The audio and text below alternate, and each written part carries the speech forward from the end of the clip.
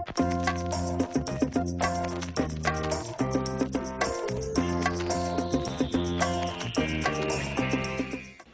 it's Isabel from thedietsolutionprogram.com, and today I want to talk to you about something very important, and that is all this confusion around carbohydrates. So a lot of people ask me, Isabel, are carbohydrates making me fat, or do all carbs make you fat? The answer is no. You need carbohydrates to make your body function properly, and you actually will not have any energy. Your brain and your spinal cord will not function well if you do not eat carbohydrates. Now, exactly what is a carb?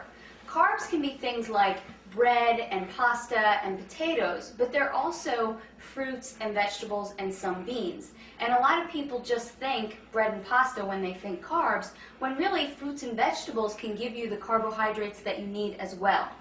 So when you eat a carbohydrate, your body takes them and breaks them down and creates glucose.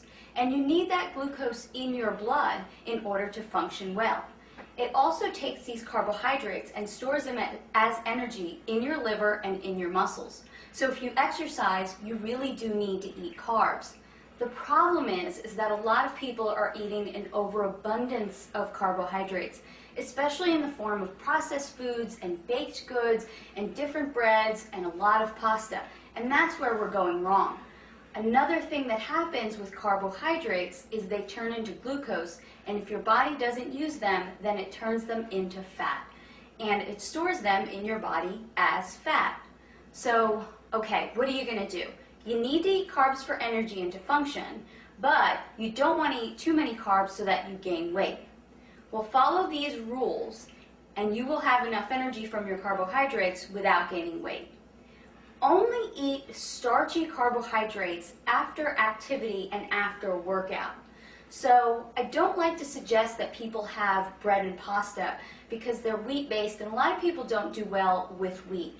I like for people to stick to carbohydrates like sweet potatoes, yams, brown rice, different grains that maybe you're not really used to eating, like millet, quinoa, spelt, things like that. Those starchy or heavy carbohydrates you can have after a workout or after some heavy activity.